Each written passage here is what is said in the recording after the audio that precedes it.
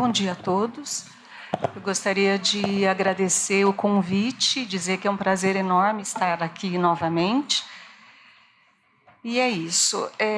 A nossa palestra intitula-se Nova Era Estimulando o Envelhecimento Saudável, e informo que que não existem conflitos de interesse no que eu vou abordar. Aqui. Sim. Bom, nós sabemos que a população mundial de idosos está aumentando, de forma que em 2050, no mundo, teremos em torno de 2 bilhões. Né? Particularmente em relação ao Brasil, a gente sabe que os idosos, que aqui a gente considera a partir de 60 anos, hoje nós temos em torno de 30 milhões, e em 2050 existe uma previsão também de mais de 60 milhões, ou seja, desse número dobrar. E sem dúvida que, pensando nisso, já tem sido colocado que em 2050 ocuparemos a 6ª posição no ranking mundial, em termos do quantitativo de idosos no Brasil. Eu iria falar também da curva aí que o Michel já mostrou, não é? Da inversão da curva, então eu não vou falar novamente, e já até tirei do slide. Bom, e aí a primeira questão que a gente coloca é assim, o que é o envelhecimento ou senescência? Então, na verdade, é um processo ou processos que envolvem, né, a deterioração progressiva a nível celular, tecidual e orgânico, e que leva à perda da homeostase, à diminuição da capacidade de adaptação a estímulos internos ou externos e uma maior vulnerabilidade à doença e à morte.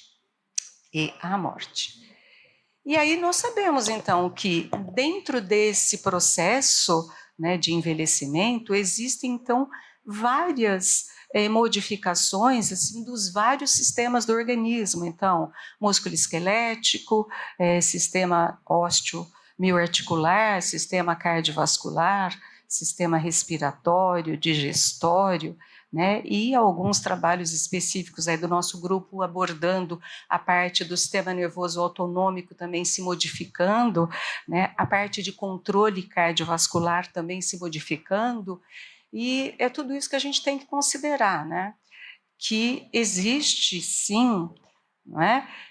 Existe uma realidade quando a gente pensa no processo de envelhecimento. Esse processo de envelhecimento, sem dúvida que existe uma relação com estilo de vida, então, hábitos dietéticos, ou mesmo a realização de exercício, né? Mas a gente também tem uma relação relacionada a doenças, né? E a inter-relação de tudo isso, a gente sabe que tem a parte genética também contribuindo, mas interrelacionado a tudo isso também tem o ambiente. Então, de forma geral, a gente sabe que com o tempo, né, o fenótipo, né, do envelhecimento, da senescência, é o que advém em função da interação desses fatores que nós colocamos. E aí existem alguns pilares para o envelhecimento saudável ou envelhecimento ativo, de acordo com as recomendações da Organização Mundial da Saúde, que eu vou estar falando aqui de forma geral como OMS, ou WHO, em inglês. E então, a OMS, ela define, né, o envelhecimento ativo como um processo de otimização das oportunidades relacionadas à saúde.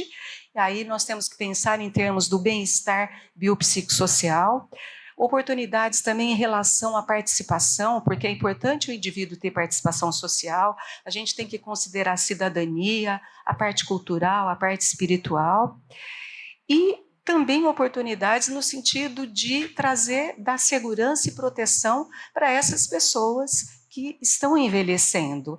E também uma coisa que é muito importante é a gente considerar e ressaltar a aprendizagem que um idoso tem ao longo do processo da sua vida, né, e que muitas pessoas às vezes não consideram, né? Então, vejam que aqui a gente está numa definição de 2005, né, da Organização Mundial de Saúde, e o que a gente tem hoje como mais recente? Na verdade, não muda muito, né? Então, o que seria o envelhecimento saudável? Seria esse processo contínuo de otimização da habilidade funcional e de oportunidades para manter e melhorar a saúde física e mental, promovendo a independência e qualidade de vida ao longo da vida. Então, alguns conceitos novos que começaram a serem estabelecidos, né? E essa referência ela é muito importante, que foi publicada aqui na Maturitas agora em 2020, né?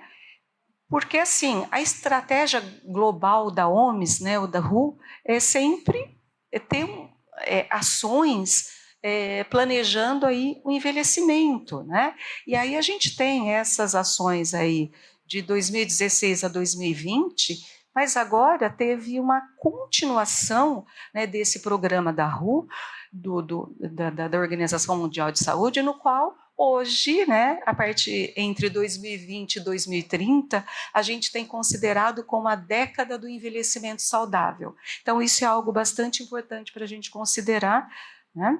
E dentro disso, aí eu trago de volta, né, a definição do envelhecimento saudável, que seria essa otimização aí da habilidade funcional, mas aí já chega também, quer dizer, o que é habilidade funcional? Seria uma combinação e interação entre capacidade intrínseca e as características ambientais de onde o indivíduo vive, né? E por capacidade intrínseca, consideramos como a combinação de todas as capacidades físicas e mentais desse indivíduo. Então, vocês vejam que assim houve uma ampliação, né, daquela definição lá de 2005.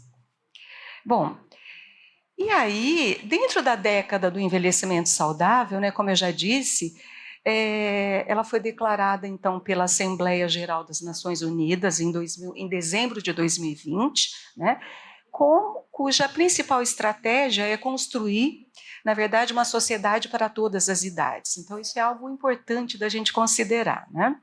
E claro que essa iniciativa global, na verdade, vai reunir vários esforços, porque a gente depende do governo, a gente depende da sociedade civil, agências internacionais, equipes profissionais que estão cuidando desses pacientes, da academia, não é? Porque a gente tem que produzir conhecimento e mostrar esse conhecimento gerado, dos meios de comunicação social, né? Tentando fazer o quê? Melhorar a vida das pessoas idosas, das suas famílias e das suas comunidades.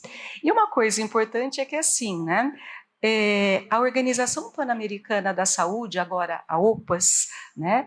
Ela está liderando a agenda da década do envelhecimento saudável nas Américas. Então, vocês vejam que coisa interessante. É importante a gente saber, já que essa década do envelhecimento saudável, de forma geral, ele foi declarado na Assembleia da ONU, mas a gente tem que, né, a OPAS, ela que está liderando, na verdade, essa década do envelhecimento saudável nas Américas. E para isso existem programas, né, estruturados aí em torno das seguintes linhas de ação para se promover o envelhecimento saudável, naturalmente.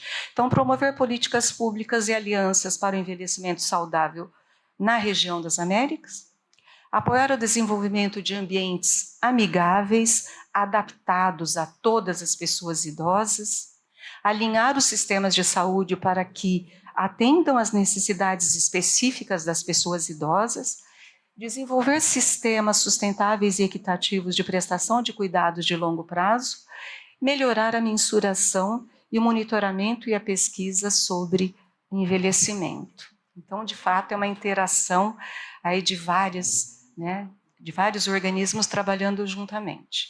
E aí existem 4 áreas de ação dentro dessa década do envelhecimento saudável. Então, teremos que mudar a forma como pensamos, sentimos e agimos com relação à idade e ao envelhecimento. Garantir que as comunidades promovam as capacidades das pessoas idosas. Outro item, né, outra área, seria entregar serviços de cuidados integrados e de atenção primária à saúde, sempre centrados, então, na pessoa e adequados à pessoa idosa. E ainda propiciar o acesso a cuidados de longo prazo às pessoas idosas que necessitam. E junto com isso, então, a OMS, agora em 2020, também lançou diretrizes de intervenções, né, como que, na verdade, assim, ela é chamada Integrated Care for Older People, ou seja, o ICOP, que nada mais é do que uma atenção integrada para as pessoas idosas, tá? E são diretrizes, então, de intervenções comunitárias para o manejo dos declínios na capacidade intrínseca, ou seja, são estratégias para identificar mesmo indivíduos sob risco de declínio funcional, né, por meio, então, dos conceitos que eu já falei para vocês, de capacidade intrínseca e de habilidade funcional. E essas diretrizes, assim, eu considerei muito importante. Eu falei, gente, eu vou focar nisso na minha apresentação. Por quê? Né? Então, você imagina, assim, a gente trabalhando ligado ao SUS, tá, na atenção básica, e a gente poder propiciar, por meio de diretrizes, mostrar a importância, né, dessa avaliação ampla do estado de saúde de uma pessoa idosa, a prestação de atenção à saúde integrada, então, para que essa pessoa idosa mantenha suas habilidades físicas e mentais e ou atrase ou reverta possíveis declínios, e também a implementação de intervenções de apoio aos cuidadores. Por quê? O que acaba acontecendo hoje? A grande maioria dos cuidadores, às vezes, também são pessoas idosas que cuidam de idosos. Então, é um filho de mais de 60 anos que está cuidando dos pais, né, que tem, por exemplo, 70, 80 e assim por diante. Então, essas diretrizes, elas me chamaram a atenção também por isso, porque uma das coisas é isso, implementar intervenções de apoio aos cuidadores, que é a terceira, uma das atividades aí. Bom, e aí essas recomendações, elas foram o resultado, então, de um consenso, né, de um grupo de especialistas que foram convocados pela OMS, né, para desenvolver essas diretrizes, e baseado assim em avaliação, né, ou avaliações de revisões sistemáticas, onde eles utilizaram as melhores evidências para estar fazendo essas diretrizes, né? Aí o texto completo eu mostro, aí não tem. Bom, o texto completo ele está, só um pouquinho, gente, eu sempre me perco aqui. Opa, não. Não, o texto completo, então, ele está aqui embaixo, tá vendo? Ele é disponível em língua inglesa e o link está aí, tá vendo? Bom, então vamos lá. Ai, gente, desculpa aqui. O que está bom? Ah, eu estou retornando, desculpa, eu sempre faço isso. Bom, e aí, quais seriam, então, essas recomendações, né, para o manejo do declínio e da capacidade intrínseca nessas pessoas idosas, ou seja, o que seriam essas diretrizes do ICOP? Então, vocês vejam que aqui são as 6 recomendações básicas, né? E dentro delas, então, por exemplo, a primeira delas. Então, a gente sabe que assim, com o envelhecimento a gente tem perda de força e de massa muscular, modificação em termos da flexibilidade, problemas com equilíbrio, né? Tudo isso pode dificultar a mobilidade das pessoas idosas, né? Outra coisa é que as mudanças também relacionadas ao envelhecimento pode afetar negativamente o estado nutricional dessas pessoas.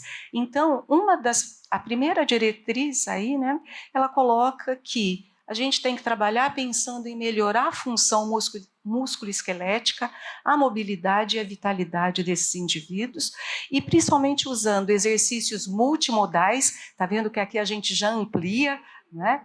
E aí seria treinamento de força e resistência progressivos, associado a equilíbrio, flexibilidade, treinamento aeróbico e também suplementos nutricionais, né, orais e acompanhamento nutricional, quando necessário, principalmente para aquelas pessoas que foram identificadas que sofrem aí de desnutrição. Outra coisa importante também é que, assim, com o envelhecimento, normalmente a gente tem declínios, né, relacionados à parte de visão e audição. Isso também pode limitar a mobilidade, reduzir o engajamento das pessoas, reduzir a participação social e também pode aumentar o risco de quedas. Então, a outra orientação dentro dessa diretriz é de que devemos manter as funções sensoriais desses indivíduos. Então, para isso, os idosos eles deverão fazer, então, triagem de rotina, tá certo? Para identificar, então, perda de acuidade auditiva e receber de maneira oportuna aí, né, as orientações necessárias quanto ao cuidado de visão. E também testes, né, essas pessoas deveriam serem submetidas a testes para detectar perda auditiva, né, e, se necessário, também receber a indicação de aparelhos auditivos. Então, vocês vejam que a gente não fica somente na parte do exercício físico. Manter-se ativo é uma coisa muito mais ampla se a gente pensar aqui nas diretrizes, porque é um conjunto de coisas que a gente tem que considerar. E aí, meu Deus, outra coisa importantíssima, né? Então, às vezes, você tem uma pessoa, quanto tempo? 11. Você tem uma pessoa que tem deficiência cognitiva, dificuldades psicológicas, né? E aí, os problemas que vão vir para essa pessoa, em termos de incapacidade, às vezes, né, ou diminuição da capacidade de realizar atividades de vida diária, ou fazer compras, ou manejo de finanças, tudo isso é algo que a gente tem que considerar também. Então, estimulação cognitiva, porque a orientação é prevenir o declínio cognitivo severo e promover um bem-estar psicológico. Então, para isso, a gente tem que ter os profissionais engajados, né, para fazer estimulação cognitiva e também intervenções psicológicas breves e estruturadas. Outra coisa muito importante também é que, assim, 1/3 das pessoas idosas tem incontinência urinária. E isso passa a ser um problema muito sério, com consequências psicossociais, né? Às vezes a pessoa ela tem perda de autoestima, ela reduz a socialização porque ela tem medo de ter vazamento, às vezes, de uma fralda, e isso expô-la e assim por diante, né? E também pode ter processos de depressão associados. Então, uma outra orientação aí do ICOP é no sentido da gente manejar os problemas associados com o avançar da idade, como a incontinência urinária, né? E para isso, micção programada para aquelas pessoas, né?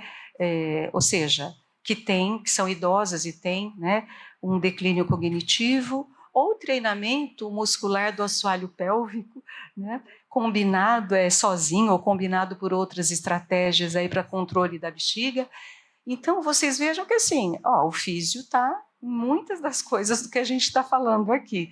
Então, olha, quando você recebe um idoso para trabalhar, olha quantas coisas a gente tem que considerar em conjunto e não só aquele protocolo de exercício, né, que a gente vai estar aplicando para o mês. E uma coisa muito importante em relação a quedas, né, é que as quedas elas são a principal causa de hospitalização hoje, né, e morte e relacionada a trauma nas pessoas idosas, né? E um cuidado que tem que se ter é que, assim, por exemplo, existem fatores ambientais como na casa. O paciente tem tapetes soltos, muitos objetos pela casa, iluminação deficiente. Então, esses fatores ambientais eles podem contribuir para que o paciente tenha queda. Além disso, tem fatores outros, né, individuais, como anormalidades de órgãos ou sistemas que vão afetar o controle postural e que aí a gente precisa fazer uma avaliação e identificar também, né? Então, na prevenção de quedas, então, o que o ICOP ele orienta? Então, a gente, por exemplo, revisar e descontinuar o uso de medicamentos desnecessários, né, ou que podem ser prejudiciais para essas pessoas idosas, mas claro que considerando, não somos nós fisioterapeutas, aí é o prescritor que vai fazer essa modificação. Agora, exercícios multimodais de equilíbrio, força, flexibilidade, treinamento funcional, Quando eu digo nós e os profissionais que atuam aplicando o exercício, a gente tem que entender dessa forma, né? Porque os exercícios, de fato, eles podem reduzir aí o risco de quedas. Ou fatores de risco ambientais, a gente também tem que trabalhar, né, com tudo aquilo que eu já falei, e intervenções multifatoriais que integram avaliação e intervenções adaptadas. E para finalizar a parte do ICOP, olha aí, tem um item que é de apoio aos cuidadores, tá? Então, é necessário que a gente também ofereça intervenções psicológicas, intervenções de treinamento físico e apoio, né, para membros da família que às vezes é um cuidador já idoso que cuida aí dos pais, né, e outros cuidadores informais também que a gente identifica, porque, sem dúvida, gente, o estresse psicológico, depressão, tudo isso pode advir de você estar trabalhando, né, cuidando desse idoso que tem esses déficits clínicos aí, né? Bom, e aí, então, a manutenção da capacidade funcional, sem dúvida que é algo que tem que acontecer. Então, a gente sabe que existem as pessoas que, a partir da vida adulta, elas conseguem, até um determinado momento, manter essa capacidade funcional, só que a partir de um certo momento passa a ter um declínio. Só que, na dependência dos hábitos de vida, esse declínio ele pode ser muito mais acentuado. Então, eu acho que é o momento da gente intervir aí, né, para ajudar essas pessoas, para que a gente vai envelhecer e que a gente vai ter declínios, a gente vai ter, mas a gente pode ter uma atenuação nesses declínios, né? E aí, aqui a gente tem uma revisão bastante interessante, essa do impacto, né, da atividade física sobre o envelhecimento saudável. Então, vocês vejam que eles trabalharam aqui com 130 mil pessoas, e isso foi um estudo envolvendo Austrália, Estados Unidos, México, Japão, Coreia do Norte e Europa. E o que foi importante aqui? Eles mostram que, né, existe sim um impacto positivo da atividade física. Aí eu já estou abordando a importância, né, do que a gente faz, e existe esse impacto aí sobre o envelhecimento saudável, né, atenuando declínios da saúde e também, né, da parte aí de funções, né? E a atividade física em si, ou a promoção dela, ela tem que ser um foco, sim, do envelhecimento saudável, né? Para permitir principalmente redução de desabilidades ou essa deterioração fácil que eu mostrei para vocês com a figura anterior. Bom, tenho 4 minutos. E junto com tudo isso, né, então a gente tem uma preocupação, né, de avaliar, né, processo do envelhecimento, mas não considerando os dados de maneira isolada, mas de maneira integrativa. Então, esse foi um trabalho de um doutorando meu, que hoje é pós-doc no laboratório, onde ele avaliou o processo de envelhecimento saudável considerando perfil metabólico de algumas substâncias, né, modulação autonômica cardíaca e aptidão cardiorrespiratória, né, em diferentes grupos, em diferentes faixas etárias, e a gente observou que sim, existem alterações significantes no perfil de alguns aminoácidos, né, que foram avaliados dentro desse estudo, né? Houve redução, sim, da modulação autonômica cardíaca, né, da aptidão cardiorrespiratória, mas que existe essa atenuação na dependência se a pessoa é mais saudável ou não, mais ativo ou não. Então, para mostrar para vocês que, às vezes, os trabalhos que antigamente se fazia considerando, sabe, dados isolados, hoje, nessa perspectiva integrativa, ela te dá mais informações também. Quanto tempo? Tenho 2 minutos. Não vou falar. Então, o que a gente tem que fazer para ter um envelhecimento saudável? É isso, exercício físico regular. Acho que o professor Michel foi muito, preciso nas colocações em relação a tudo que o exercício físico faz, né? Mas aqui a gente também tem que colocar, olha, exercício físico em termos de melhorar desempenho das funções cognitivas, melhorar o humor, depressão, a gente também tem que ir por esse lado pensando, né, que você também colocou. Alimentação saudável, né? Então, aquelas orientações básicas que a gente dá para os nossos pacientes, frutas, legumes, vegetais, grãos, porque, claro, eu não estou falando aqui como um nutricionista ou um nutrólogo, mas as orientações básicas que a gente pode dar no dia a dia. Sono reparador, então a gente orienta o paciente para, antes de dormir, ele não usar cafeína, álcool, cigarro, que são substâncias, ou mesmo refeições pesadas, que são coisas que podem atrapalhar aí o sono, né? E exercitar a mente, ou seja, a mente ela tem que se manter ativa a partir de jogos, leitura, trabalhos manuais, né?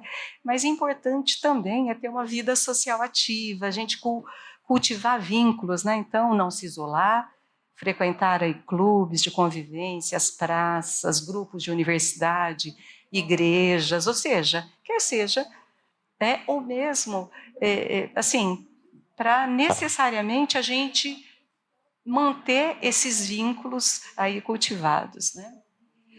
Bom, e sem dúvida, né, atividade física e envelhecimento saudável, esse estudo agora de 2020, ele mostra de fato, aqui da Ekstrom, alguns pontos chaves, né, que eu já falei, mas aqui reforçando, né, que a atividade física previne sarcopenia, osteoporose, quedas e muitas outras condições, né, que incitam aí para melhorar, no caso, o envelhecimento saudável.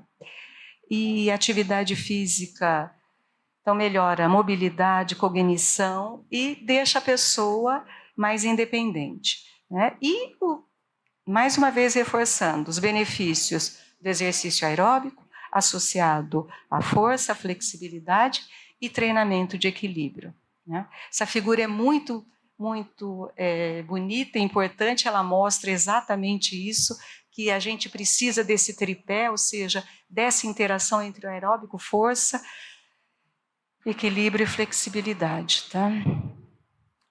Aqui, né, alguns tipos de exercício, quer dizer, não só em praças, isso, aquilo, mas também, né, como o Michel mostrou, exercício existido dentro da clínica, a gente também pode fazer, natação, corrida, enfim. E, deixa eu ver, não, que pena, eu fiz de tudo para eu terminar em 30 minutos, viu, gente? Estou passando um minuto.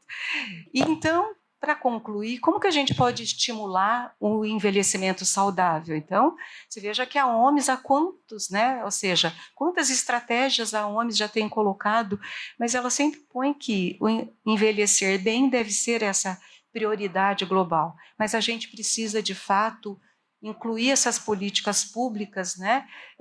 Para que isso possa efetivamente ser estabelecido.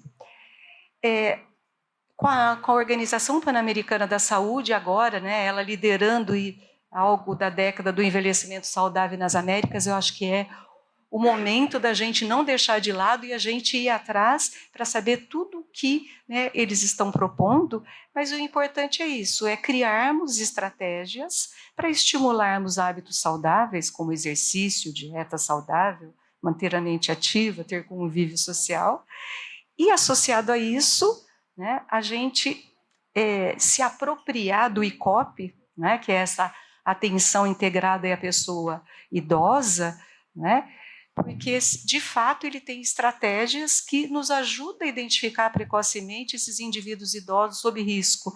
E eu acho que ele vai poder ser considerado entre estratégia de saúde pública na atenção primária à saúde do SUS, né? Mas, de forma geral, então, estratégias para melhorar a prevenção, a reabilitação para aqueles que já estão com problemas e o gerenciamento de condições crônicas, disponibilizando cuidados de excelência acessíveis a todos os idosos, é algo que a gente espera mesmo existir. Mas a gente não pode deixar de considerar os pilares, né, do envelhecimento saudável, e o que a gente pretende mesmo é trazer essa independência funcional e qualidade de vida para esse nosso idoso. Portanto, auxiliar a melhora da vida das pessoas idosas, das suas famílias e das suas comunidades. Era isso que eu tinha para colocar para vocês. Muito obrigada. Aqui está meu e-mail.